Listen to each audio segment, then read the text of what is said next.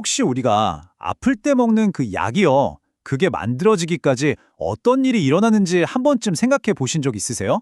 오늘은 우리를 낫게 하는 약과 그 뒤에 숨겨진 또 다른 생명의 고통이라는 아주 현실적인 딜레마에 대해 이야기해 보려고 합니다. 네, 바로 이 질문이 오늘 우리가 함께 풀어볼 이야기의 시작점입니다. 만약 내 건강을 지켜주는 약이 다른 생명의 희생 위에 서 있다면 우리는 과연 어떤 선택을 해야 할까요? 이 복잡한 질문에 대한 답을 지금부터 함께 찾아가 보시죠.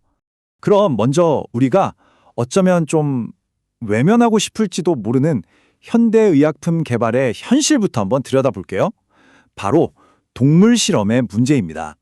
그러니까 우리가 더 좋은 약 없어? 하고 찾으면 찾을수록 제약회사들은 당연히 더 많은 신약을 개발하겠죠. 그런데 그 과정의 첫 단계에는 거의 언제나 동물 실험이 포함되어 있다는 거예요. 결국 우리가 약을 소비하는 행위 자체가 미래의 또 다른 동물 실험을 만들어내는 셈이 되는 거죠. 이게 정말 충격적인데요. 동물 실험을 통과한 약의 90% 이상이 정작 사람한테는 효과가 없거나 안전하지 않아서 실패한다고 합니다. 그러니까 수많은 동물의 희생이 대부분은 헛된 결과로 끝난다는 거죠. 이 방식, 과연 효율적이라고 또 윤리적이라고 할 수 있을까요?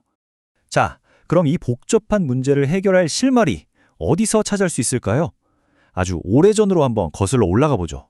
약 2600년 전 붓다의 지혜에서 그 답을 찾아보는 건 어떨까요?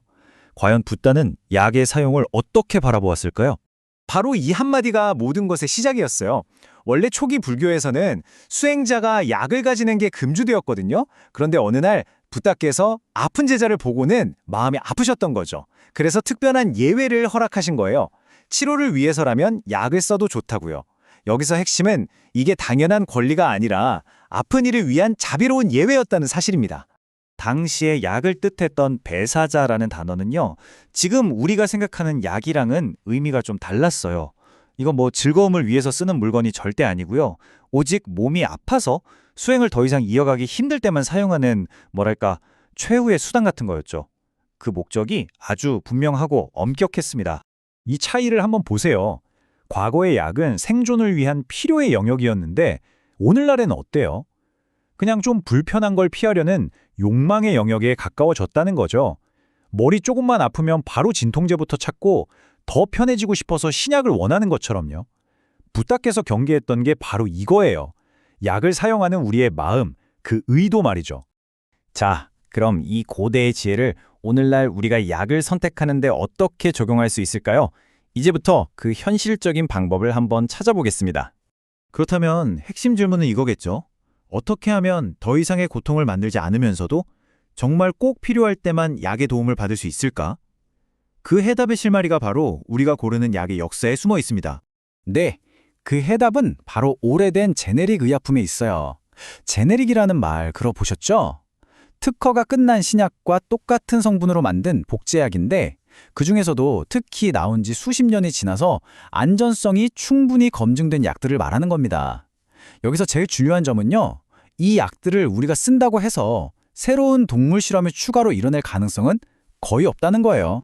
최신 특허 신약과 오래된 제네릭, 이 둘의 차이가 정말 극명합니다. 최신 신약을 선택하는 건 어쩌면 나도 모르는 사이에 미래의 동물 실험에 투자하는 것과 같을 수 있어요. 반면에 오래된 제네릭을 선택하는 건 이미 과거에 있었던 수많은 희생으로 만들어진 길을 더 이상 새로운 고통을 만들지 않으면서 조용히 걷는 것과 같다고 할 수 있겠죠. 자, 그럼 이 모든 내용을 바탕으로 해서 우리가 일상생활에서 바로 실천할 수 있는 구체적인 행동 지침을 한번 만들어보죠. 바로 이 5단계 체크리스트인데요. 첫째, 이 약이 정말 꼭 필요한가 하고 스스로에게 묻는 겁니다. 둘째, 혹시 다른 대안은 없을까 하고 찾아보는 거죠. 셋째, 만약 약이 꼭 필요하다면 오래된 제네릭을 선택하는 겁니다. 그리고 넷째, 사용할 때는 처방에 따라 꼭 필요한 만큼만 사용하고요. 마지막으로 이 약에 얽힌 역사를 기억하면서 더 나은 대안을 지지하는 마음을 잃지 않는 것, 이게 중요합니다.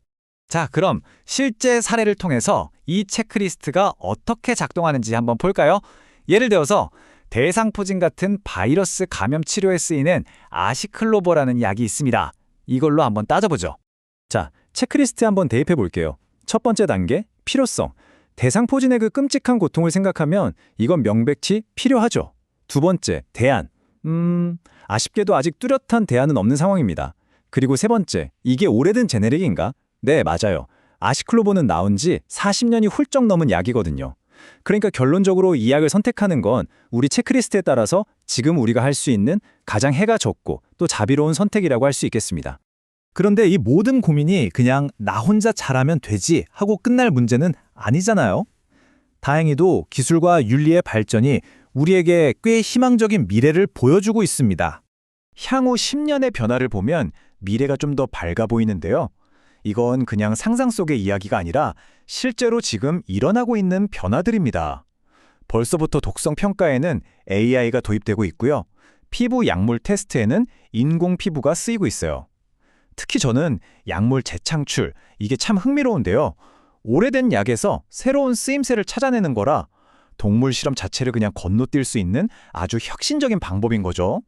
어쩌면 완벽하게 윤리적인 선택이라는 건 없을지도 모르겠습니다.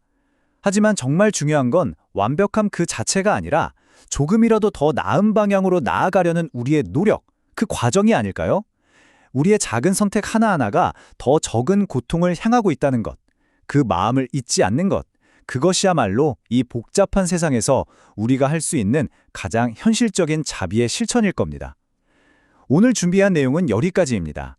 함께해 주셔서 정말 감사합니다.